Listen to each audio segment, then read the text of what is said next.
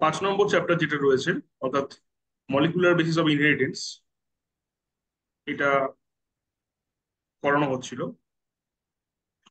তো ওটাই আমরা আজকে কন্টিনিউ করব।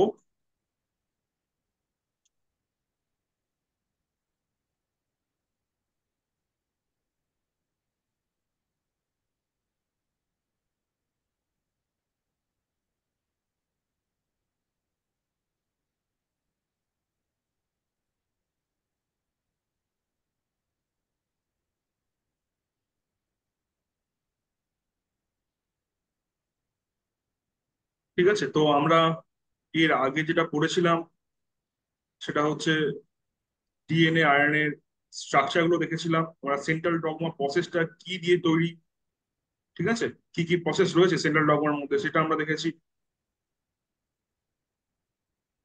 আমরা আরো দেখেছিলাম সেটা হচ্ছে যে জেনেটিক মেটেরিয়ালটা কোনটা সেটার পরীক্ষাগুলো, অর্থাৎ গ্রিফিথের পরীক্ষা দেখেছিলাম। আমরা দেখেছিলাম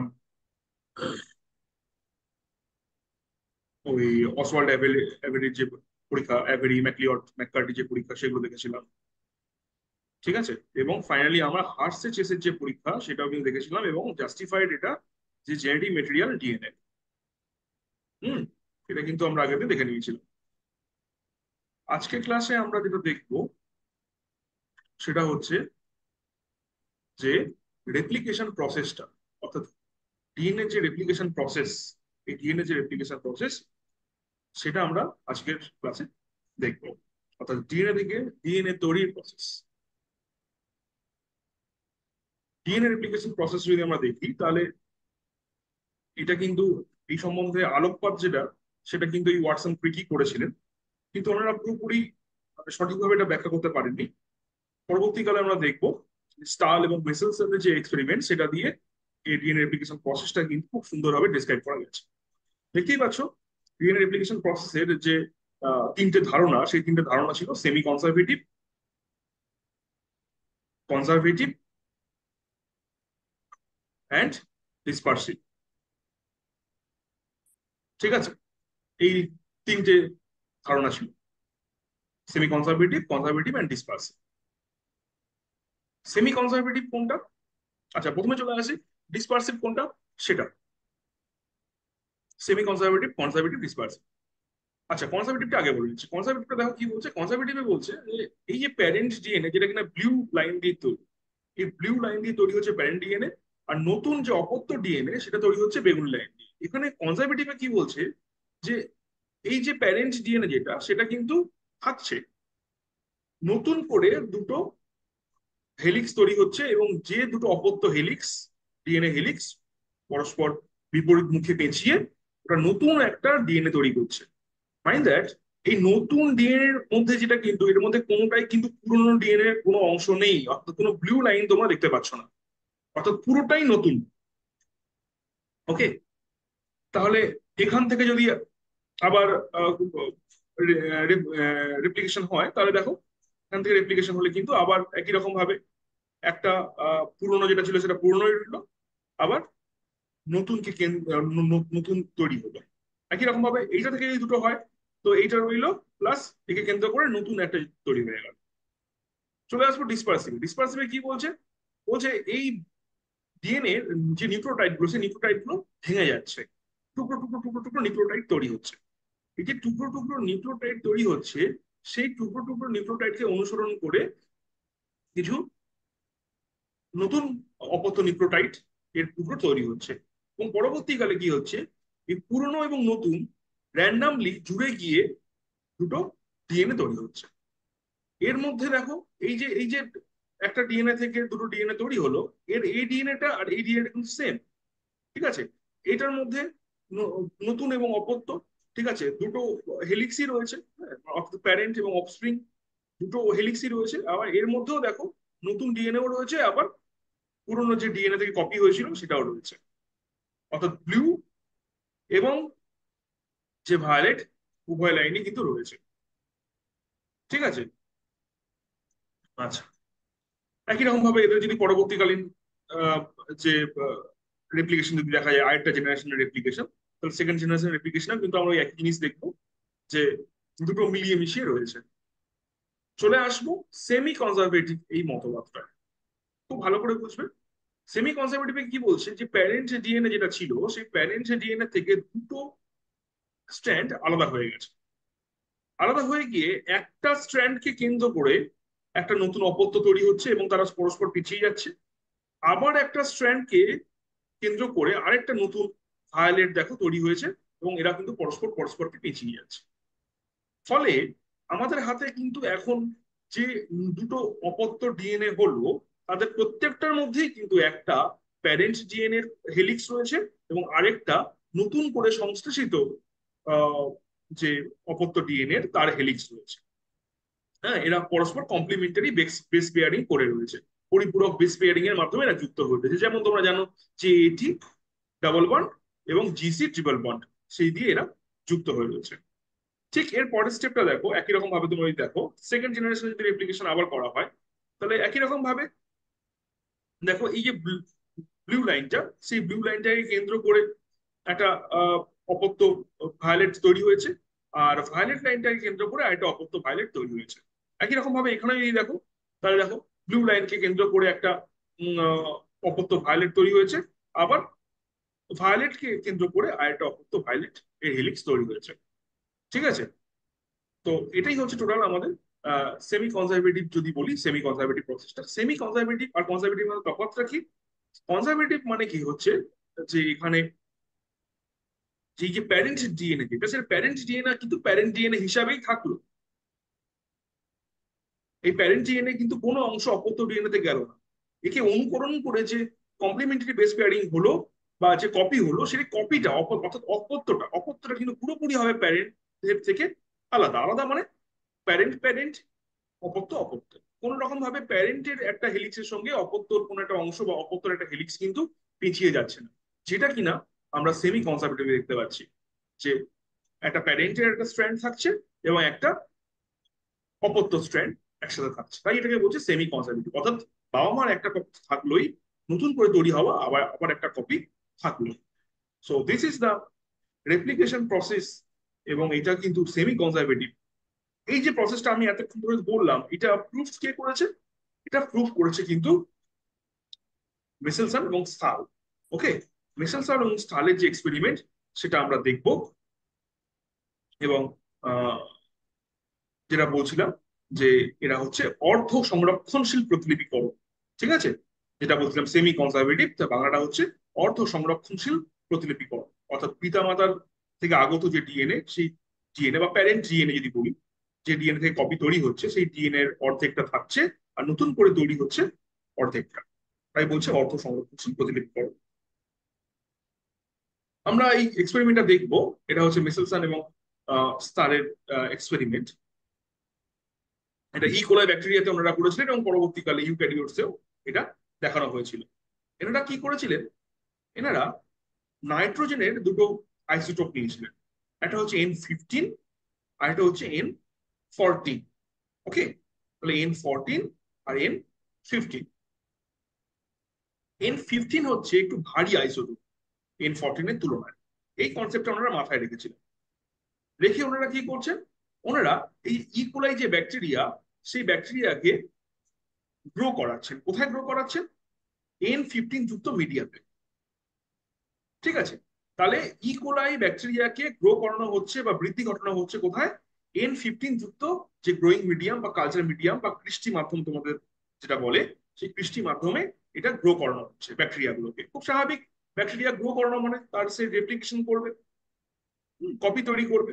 তো রেপ্লিকেশন করতে গেলে তার যে নিউক্লিওটাইড গুলো প্রয়োজন হবে, আর নিউক্লিওটাইডের মধ্যে আমরা জানি যে নাইট্রোজেন বেস থাকে, অর্থাৎ নাইট্রোজেন বেসের মধ্যে থাকা যে নাইট্রোজেন, সেই নাইট্রোজেন গুলো কিন্তু ওই ব্যাকটেরিয়া ক্ষেত্রে গৃহীত হবে তার যে চারপাশে থাকা যে মিডিয়া, যে কৃষ্টির মাধ্যমে সেই ব্যাকটেরিয়াকে গ্রো করানো হচ্ছে, সেই মিডিয়ার যে নাইট্রোজেন, সেই নাইট্রোজেনই কিন্তু তারা নেবে, নিয়ে তারা কিন্তু ওই ডিএনএ রেপ্লিকেশন করবে।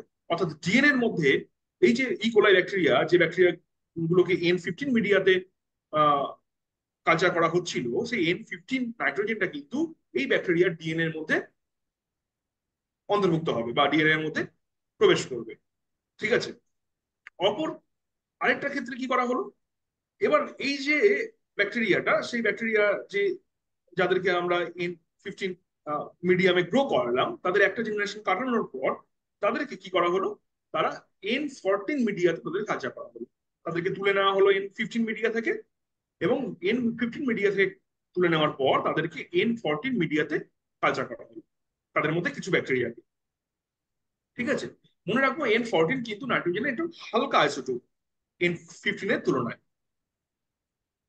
ঠিক আছে। তো N15 এর থেকে যে ব্যাকটেরিয়া গুলো পেয়েছিলাম, তাদের থেকে তাদের যে ডিএনএ আইসোলেট করা হয়েছিল, তাদের মধ্যে কিছু ব্যাকটেরিয়াকে আমরা আবার কি করেছি, N14 মিডিয়াতে কালচার করেছি, এবং N14 মিডিয়াতে একটা জেনারেশন কাটানোর পর তাদেরকে আমরা তাদের থেকে আবার ডিএনএ আইসোলেট করে নিলাম, বা ওরা করে নিয়েছিল ডিএনএ আইসোলেট। এবং কি করা হয়েছিল, আবার তারা আরো একটা জেনারেশন ওই N14 মিডিয়াতে তারা ওই ব্যাকটেরিয়া গুলোকে আবার পালন করেছিল, এবং সেখান থেকেও তারা কিন্তু কি করেছিল, সেখান থেকেও তারা কিন্তু ওই ডিএনএ আইসোলেট করেছিল। ঠিক আছে। ওকে। তো কি কি দেখা গেল, এবার সেই ডিএনএ, যে ডিএনএ গুলো ওই N15 মিডিয়া থেকে থাকা যে ব্যাকটেরিয়া, সেই ব্যাকটেরিয়া থেকে পাওয়া গেছিল, সেই ডিএনএ ওরা কি করলো, ওরা সিজিয়াম ক্লোরাইডের একটা দ্রবণে দিয়ে একটা গ্রেডিয়েন্ট মিডিয়াম রয়েছে সিজিয়াম ক্লোরাইডের, সেই সিজিয়াম ক্লোরাইডের একটা গ্রেডিয়েন্ট মিডিয়ামে দিয়ে তারা কি করলো, ঘোরালো। ঠিক আছে। ওকে। সেন্ট্রিফিউজ করলো। সিজিয়াম ক্লোরাইড কি করছে, সিজিয়াম ক্লোরাইড অ্যাকচুয়ালি একটা ডেনসিটি মিডিয়াম, একটা গ্রেডিয়েন্ট তৈরি করছে, যেখানে ওই নিচের থেকে উপরে হালকা, ভারী থেকে হালকার একটা সজ্জাক্রম তৈরি হয়। ঠিক আছে। অর্থাৎ যেটা ভারী সেটা নিচে থাকবে, এবং যেটা হালকা সেটা উপরে থাকবে। এই যে ডেন্সিটি মিডিয়াম মিডিয়েট যে গ্রেডিয়েন্ট, সেটা কিন্তু তৈরি করতে হেল্প করছে সিজিয়াম ক্লোরাইড। সেই জন্য সিজিয়াম ক্লোরাইড কে এখানে ইউজ করা হয়েছিল, এবং তারপর কি করা হলো, সেন্ট্রিফিউজ করানো হলো। ওকে। সেন্ট্রিফিউজ করালে দেখা গেল যে N15, যেটা যেটা যে ব্যাকটেরিয়াটা শুধুমাত্র N15 মিডিয়ামে কালচার করা হয়েছিল, সেই ব্যাকটেরিয়া থেকে যে পাওয়া যে ডিএনএ, সেটা এরকম জায়গাটা ব্যান্ড দিয়েছে, টেস্ট টিউবের এরকম জায়গায় ব্যান্ড দিয়েছে। ঠিক আছে। ওকে। এটা হচ্ছে অরিজিনাল ডিএনএ যেটা আমরা বলছি। তারপরে তাদের কি করা হয়েছিল, N15 থেকে N14 মিডিয়ামে ট্রান্সফার করে দেওয়া হয়েছিল কিছু ব্যাকটেরিয়াকে, এবং সেই ব্যাকটেরিয়া গুলোকে কি করা হয়েছিল, আবার সিজিয়াম ক্লোরাইড দ্রবণে রেখে তাদেরকে আবার সেন্ট্রিফিউজ করা হয়েছিল। সেন্ট্রিফিউজ করা হলে দেখা গেল ব্যান্ড রয়েছে কোথায়, ব্যান্ড রয়েছে মাঝখানে, সেটা নিচে নয়, উপরে নয়। ঠিক আছে। একদম উপরে নয়, N14 হলে একদম উপরে ব্যান্ড পড়তো, N15 হলে একদম নিচে ব্যান্ড পড়তো। এখানে ব্যান্ড পাওয়া গেল কিন্তু মাঝখানে। তার মানে আমরা কি বুঝলাম, আমরা বুঝলাম যে এখানে ইকুয়াল পরিমাণে N14 এবং N15 রয়েছে, যেটা আমরা এই নিচের ডিএনএ যে রেপ্লিকেশনের যেখানে ব্যান্ডের ছবি, আই মিন ডিএনএ যে হেলিক্সের ছবি দেওয়া হয়েছে, সেই ডিএনএ হেলিক্সের ছবি থেকে আমরা বুঝতে পারছি যে একটা মাদার স্ট্যান্ড এবং একটা অপত্য স্ট্যান্ড তারা পরস্পরকে পেঁচিয়ে রয়েছে। মাদার স্ট্যান্ডটা অ্যাকচুয়ালি ওই N15 মিডিয়া থেকে নেওয়ার জন্য N15 মিডিয়াটাই, মানে N15 আইসোটোপটাই তার মধ্যে রয়েছে। আর অপত্য যে ডিএনএটা, সেটা অপত্য ডিএনএ কিন্তু তৈরি হয়েছে এই N14 মিডিয়া থেকে N14 আইসোটোপটা নিয়ে। ফলে তারা কিন্তু পরস্পরকে পেঁচিয়ে থাকায় N14 এবং N15 এর মাঝখানে একটা আমরা ব্যান্ড পাচ্ছি, বিকজ একটা হেলিক্স N15 এর, যেটা মাদার। ওকে। আর একটা হেলিক্স নতুন করে তৈরি হয়েছে নতুন মিডিয়াম থেকে পাওয়া N14 থেকে। ওকে। তো তারা মিডলে একটা ব্যান্ড দিচ্ছে। ঠিক আছে। এদেরকে আরেকটা জেনারেশন কাটানো হলো এই N14 মিডিয়াতে। এই ব্যাকটেরিয়া গুলোকে, কিছু ব্যাকটেরিয়াকে ট্রান্সফার করা হলো, বা ট্রান্সফার করা বলবো না, ধরে নাও আরেকবার রিপ্লিকেশন করানো হলো ওই N14 মিডিয়াতে। এবং যে ব্যাকটেরিয়া গুলো পাওয়া গেল, তাদের থেকে যে ডিএনএ, সেই ডিএনএ নিয়ে আবার সিজিয়াম ক্লোরাইড দ্রবণে রেখে কি করা হলো, সেন্ট্রিফিউজ করানো হলো। সেন্ট্রিফিউজ করে আরেকটা জিনিস দেখা গেল, কি দেখলাম, দেখা গেল যে এখানে যে মিডিলে ব্যান্ড, সেই মিডিলে ব্যান্ড তো ছিলই, মানে যেটা N14 N15 ব্যান্ড, ঠিক আছে, সেটা তো ছিলই। তার সঙ্গে সঙ্গে আবার দেখা গেল কি, একটা N14 এর উপরে হালকা ব্যান্ড। তাহলে N14 N15 এর মিডলে একটা ব্যান্ড যেটা আমরা পেয়েছিলাম, তো পেয়েছিলাম এখানে আগেরটার মতো দেখতে পাচ্ছি। সাথে নতুন একটা ব্যান্ড পেলাম কোথায়, নতুন একটা ওরা ব্যান্ড পেয়েছিল N14 রিজিয়ন, N14 ওকে। ভালো করে যদি আমরা ব্যান্ডটা দেখি, এখানে ব্যান্ড গুলো ভালো করে তোমরা দেখলে বুঝতে পারবে যে এই যে মিক্সড ব্যান্ড যেটা দেখতে পাচ্ছ, এটা এবং এটা, এটা কিন্তু ঠিক আগেও ছিল, তাই না? এবং এই এই যে ব্যান্ড, এই যে নতুন N14 এর ব্যান্ড তোমরা দেখতে পাচ্ছ, এই নতুন N14 এর ব্যান্ড কিন্তু তৈরি হয়েছে এবং যার জন্য কিন্তু এই উপরে এই যে টেস্ট টিউবের যে উপরের অংশ, সেই উপরের অংশে হালকা N14 এর আইসোটোপের একটা ব্যান্ড পাওয়া যাচ্ছে। ঠিক আছে, এটা কিভাবে হয়েছে? খুব স্বাভাবিক। আমরা যদি দেখি যে এখানে এখানে যেটা ছিল, একটা ছিল N14, একটা ছিল N15। তো N15 কে কেন্দ্র করে একটা নতুন N14 তৈরি হয়েছে, যেটা এটা পাওয়া গেছে। আর এর যে N14, সেই N14 কে কেন্দ্র করে আর একটা N14 তৈরি হচ্ছে, হয়ে গেল। একই রকম ভাবে এর ক্ষেত্রেও একটা N14 ছিল, একটা N15 ছিল। একটা N15 কে কেন্দ্র করে একটা N14, যেটা এই ব্যান্ডটা দিয়েছে, আমরা যদি টেস্ট টিউবে দেখি এই ব্যান্ডটা দিয়েছে। আর আরেকটা যে N14 ছিল এর মধ্যে, সেই N14 কে কেন্দ্র করে আরেকটা N14 তৈরি হয়েছে। যার ফলে আমরা এই দুটো পিওর N14 পেয়েছি, যার জন্য আমরা দুটো N14 পিওর এর ব্যান্ড পেয়েছি এখানে। আর দুটো এই N14 N15 এর ব্যান্ড পেয়েছি, এই একটা আর এই একটা, যার জন্য আমরা মিডিলে N14 N15 এর ব্যান্ড পেয়েছি। ঠিক আছে, এটুকু আমরা বুঝতে পেরেছি। এরপর যদি আমরা আরেকটা জেনারেশন এদেরকে কাটাতে দিই, বা ওনারা যদি কাটা ব্যাকটেরিয়াগুলোকে রেখে দেন, তাহলে ওনারা দেখবেন যে এই যে পিওর N14 এর যে ব্যান্ড, সেই ব্যান্ডের পরিমাণটা কিন্তু বেড়ে যাবে। যদিও এখানে ছবিটা অতটা বোঝা যাচ্ছে না, কিন্তু এই ব্যান্ডটা, এই যে হালকা ব্যান্ডটা ধীরে ধীরে বাড়বে। এই যে উপরের দিকে যে ব্যান্ডটা, সেই উপরের দিকের ব্যান্ডটা কিন্তু ধীরে ধীরে বাড়বে। ঠিক আছে, এটা যেমন ছিল তেমন রয়ে যাবে, কিন্তু এই ব্যান্ডটা ধীরে ধীরে বাড়বে, বিকজ এই পিওর N14 এর ব্যান্ড যে ডিএনএ সংখ্যা, সেটা কিন্তু ক্রমান্বয়ে রেপ্লিকেশনের সাথে সাথে বাড়বে। আমরা অন্য ছবি থেকে বোঝার চেষ্টা করবো আরেকটু বেটার করে। তার আগে একটা সুন্দর অ্যানিমেশন রয়েছে, অ্যানিমেশন তোমরা দেখে নাও, তোমরা বুঝতে পারবে।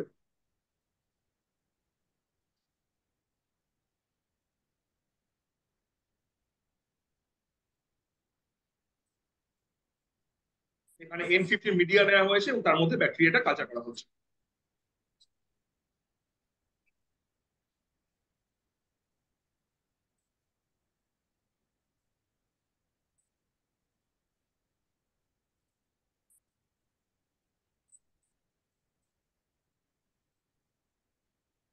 এবার N40 মিডিয়াতেও তাদের ট্রান্সফার করে দেওয়া হলো।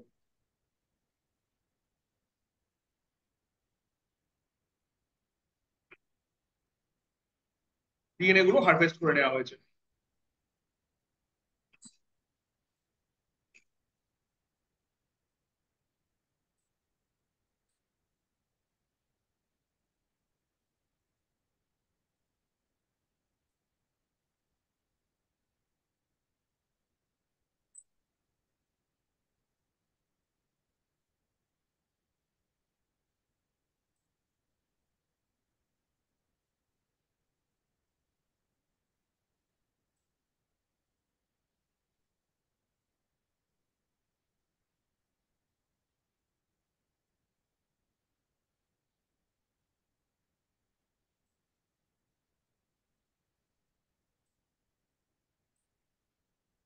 ফার্স্ট যে জেনারেশন সেটা N15 ছিল, পরের যে জেনারেশন সেটা N14 N15, এবং তারপরের যে জেনারেশন F2 জেনারেশন, সেটা N14 N15 এর সঙ্গে পিওর N14 পাচ্ছি।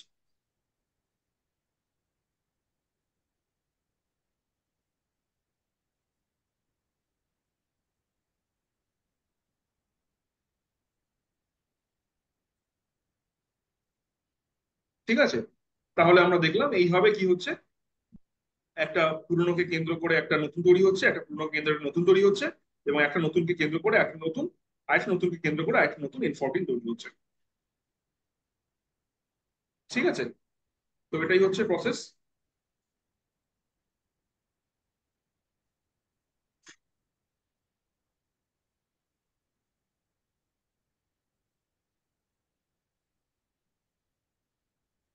তো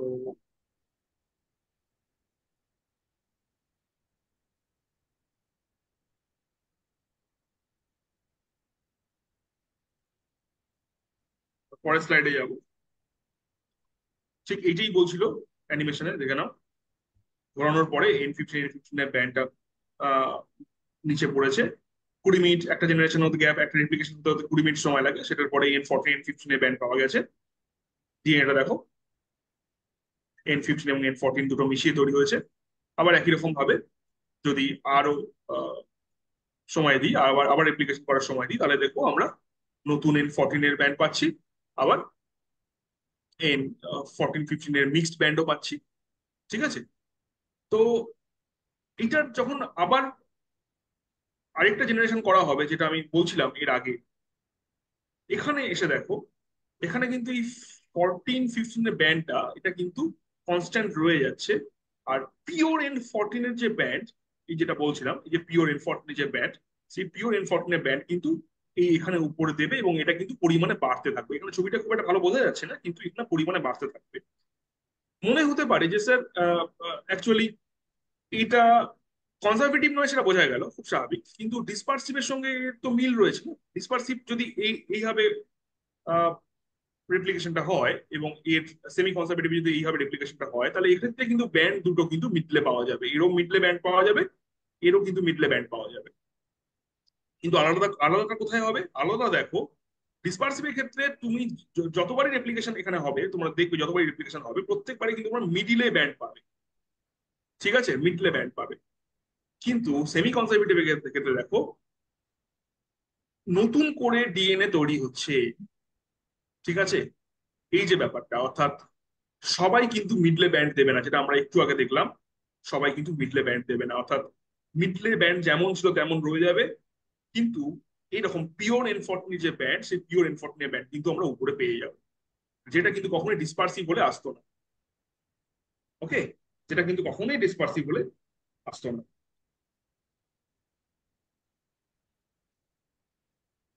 ঠিক আছে, সো এটাই হচ্ছে স্টাল এবং ম্যাসেলসনের এক্সপেরিমেন্ট। খুব ইম্পর্টেন্ট এক্সপেরিমেন্ট, যেটা অনুযায়ী আমাদের যে ডিএনএ রেপ্লিকেশন, সেই রেপ্লিকেশন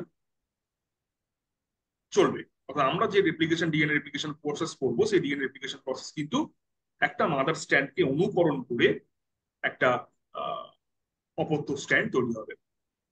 এবং আমরা দেখবো যে ডিএনএ রেপ্লিকেশনের জন্য কিছু প্রয়োজনীয় উৎসেচক রয়েছে, যে উৎসেচকগুলো কিন্তু যদি আমরা দেখি, সেটা হচ্ছে helicase, topoisomerase, primase, SSBP বা single strand binding protein, DNA polymerase, আর ডিএনএ লাইগেস।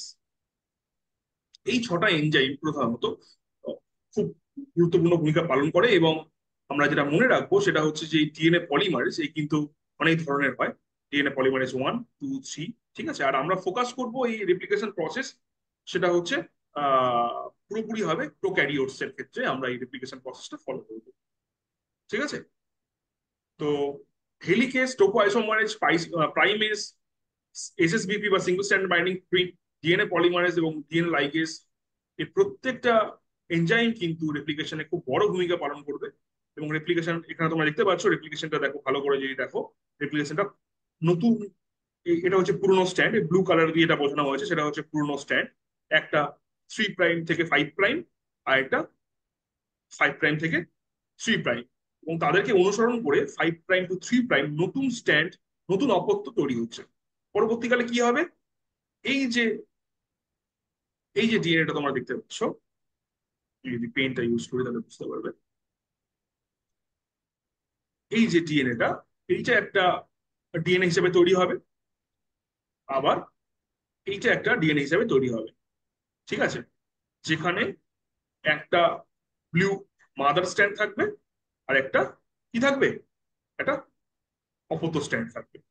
যেটা আমরা বললাম যে সেমি কনজারভেটিভ যে রেপ্লিকেশন, সেই সেমি কনজারভেটিভ রেপ্লিকেশনের যে ধারা, সেটাই এখানে অনুসরণ হবে।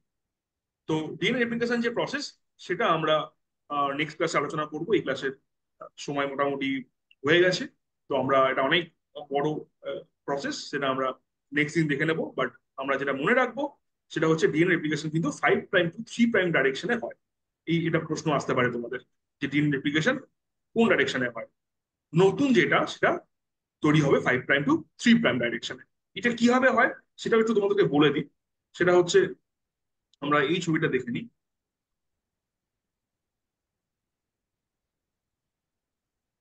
এই ছবিটা দেখে নিই, এখানে দেখো যে 1 নম্বর কার্বন, আমরা ডিঅক্সি রাইবোজ সুগার দেখছি, 1 নম্বর কার্বন, 2 নম্বর কার্বন, 3 নম্বর কার্বন, 4 নম্বর কার্বন, আর 5 নম্বর কার্বন। ঠিক আছে, এই 1 নম্বর কার্বনে অ্যাকচুয়ালি যুক্ত হয় নাইট্রোজেন বেস। আর এই 3 নম্বর যে কার্বন, সেই 3 নম্বর কার্বনের যে ওএইচ, সেই ওএইচ এর সঙ্গে যুক্ত হয় অপর একটা ডিঅক্সি রাইবোজ সুগার। ঠিক আছে, এটা আরো একটা ভালো আহ, ছবি রয়েছে, তোমরা বুঝতে পারবে। এইচ, এইটা, ঠিক আছে। এই যে দেখো, এটার সঙ্গে ফসফেট গুলো যুক্ত হয়ে রয়েছে। 5 প্রাইম যে ফসফেট, এটা 5 নম্বর কার্বন, আর এটা হচ্ছে 3 নম্বর কার্বনের ওএইচ। নতুন একটা সুগার কি হয়, তার 5 নম্বর আহ, যে কার্বন রয়েছে, সেই 5 নম্বর কার্বন দিয়ে 3 প্রাইম ওএইচ এর সঙ্গে যুক্ত হয়ে যায়। ঠিক আছে, নতুন একটা যে নাইট্রোজেন যুক্ত যে আমরা নিউক্লিওটাইড দেখবো বেসিক্যালি, সেই নিউক্লিওটাইড কিন্তু কি হবে, এই 3 প্রাইম যে ওএইচ, 3 নম্বর কার্বনের যে ওএইচ, তার সঙ্গে যুক্ত হয়ে যাবে তার 5 নম্বর কার্বনের এই ফসফেট। এই যে যেটা যুক্ত হয়ে গেছে, ঠিক আছে। এই যে 3 নম্বর কার্বন, 3 নম্বর কার্বনের সঙ্গে পরের যে নিউক্লিওটাইড, তার যে 5 নম্বর কার্বনের যে ফসফেট, সেটা যুক্ত হয়ে গেছে। ঠিক এইভাবে যুক্ত হয়ে হয়ে ওরা কি হবে, 3 প্রাইম থেকে 5 প্রাইমের দিকে এগোবে। ঠিক আছে, ওকে।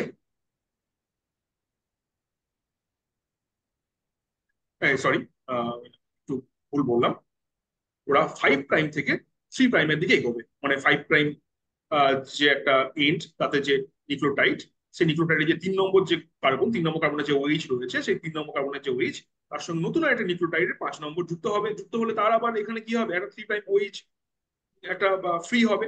হুম, একটা 3 প্রাইম ওইচ এখানে থাকবে, এই জায়গাটা, একটা 3 প্রাইম, এখানে একটা ওইচ থাকবে। সেই ওএইচ এর সঙ্গে ফসফেটটা যুক্ত হয়ে যাচ্ছে, 5 প্রাইম যে ফসফেট।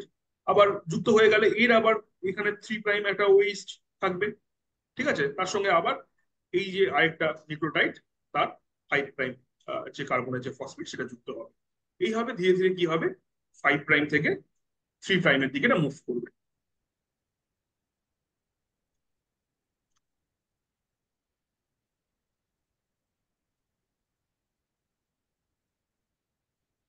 ওকে, তো এটাই হচ্ছে ডিএনএ রেপ্লিকেশনের একদম প্রাথমিক ধারণা। আমরা প্রসেসটা ডিটেলসে নেক্সট দিন জেনে নেবো।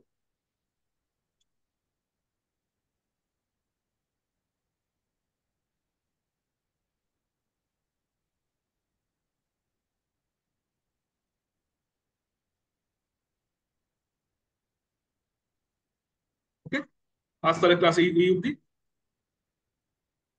কারো যদি কোনো কোয়ারিজ থাকে, আমাকে মেল করে দিও। মেল আইডিটা দিয়ে দিয়েছিলাম আমি, আমি সলভ করে দেবো।